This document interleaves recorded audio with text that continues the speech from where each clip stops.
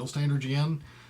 Just want to give you all an update on the Darklands Suite / Darklands Symphony project and how it's progressing. And the good news is it is progressing very nicely. I've had a very, very productive week.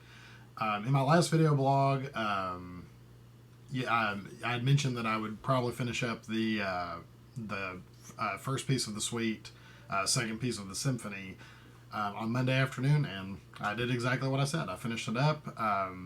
Not going to listen to it in this entry, though. I'm going to keep you in suspense on that one, although I do want to tell you it turned out really good. I've let a couple of my composer friends and people, just, directors that I trust, listen to it and, get a little feedback just to I always like to check with people. Just it's always good to collaborate with people and get other opinions.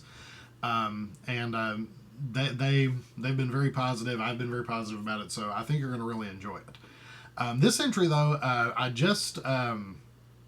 I just finished the first draft of the third movement. Today is Thursday, January 26th.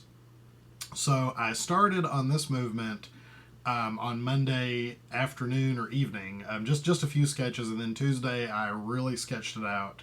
I spent all day just kind of, like I said on the last one, generating a lot of material, kind of formulating the plan for the movement, and then spent yesterday and this morning orchestrating it. That may seem a little fast to some of you. One thing that always kind of tickles me and exasperates me a little bit is when directors, for some reason, seem to think that a good composition has to take months and hours to create. And sometimes it does. I mean, that certainly is the case with some compositions, but, sometimes if you've just got an idea and it comes together really quickly, that's fine too. So one thing I want you to learn from this project, students and directors, is that ultimately music should just be judged on its merits. Is the piece of music good? Rather than just how much time and work went into it. Because, and I'm speaking from personal experience and also from observing some other composers' works, you can spend a lot of time on a piece and write some bad music. I mean, bad. I've done it. I've heard it from other, composers. So ultimately, it just comes down to the piece. If it takes 5 hours to write, Adrenaline Engines, no kidding. Some of you may have played that, but so Adrenaline Engines, hand to God, took 5 hours to write, just because when I got the idea, I knew exactly how I wanted it to sound. I knew exactly what was going to go into it. Or it could take up to a year or 2 years. Another example, some of the works you may or may not be familiar with.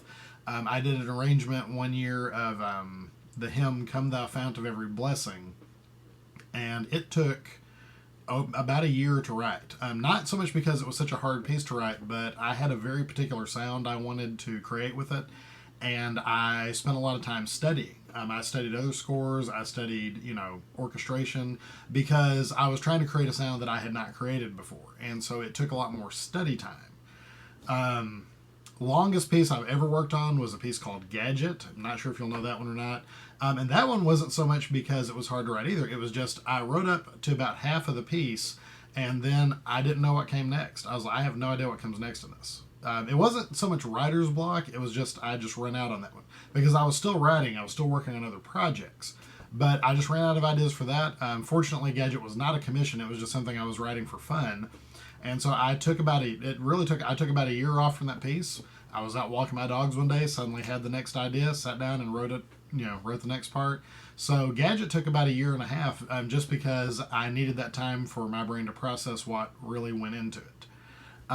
So all of that is to say that, like for instance, the symphony is going pretty fast, but you also have to keep in mind that I've been thinking about it for a long time. So, I mean, it's not like I'm just starting totally fresh on the symphony. I've been plotting and planning and getting things together for a long time. So, yeah, it did come together pretty quick. As far as the second movement, the Serpent Priest and the Black Bell.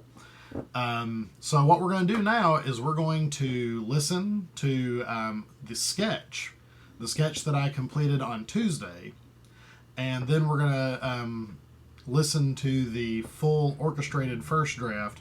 And what I hope you'll enjoy is seeing the differences, because the piece did change a bit from that first draft to when I really started orchestrating the piece. So let's take a look. Here is the sketch of the first movement that I completed on Tuesday, January 24th.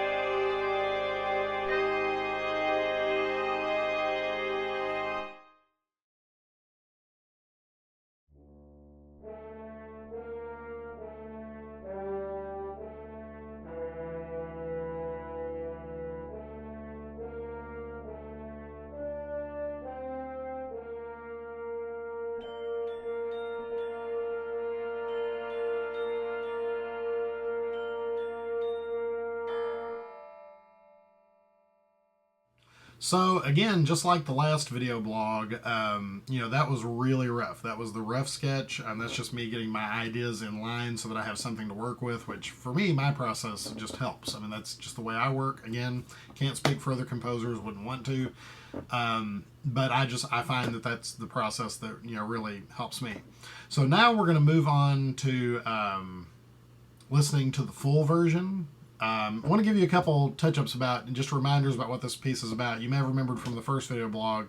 The Snake Priest is a priest that was cursed by the Queen of the Darklands, who, was cursed to become this group of snakes. And sometimes they will come together into the form of the priest in his robes to speak when necessary or to give prophecy or whatever. It's a big fantasy story, so it's that kind of thing.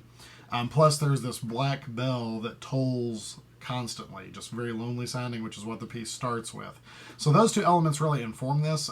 You'll notice some themes from Darkheart brought into this one, which is on purpose, because in the stories of the Darklands, which again none of you know because I've not published them and probably never will, but the priest and the king were the king was cursed by the queen also. The queen is the big bad of the whole story, and she cursed the king to and changed him into the castle Darkheart. So the castle Darkheart just looks like this twisted person with spires and everything coming out of him, and that's her castle.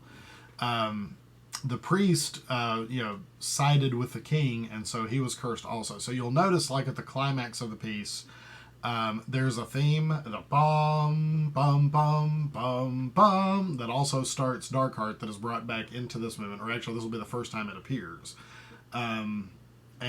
So that there's that cross connection. There's some other cross connections between it and some of the other movements, as well as some minor appearances of the Dies Irae theme that occurs throughout the whole symphony.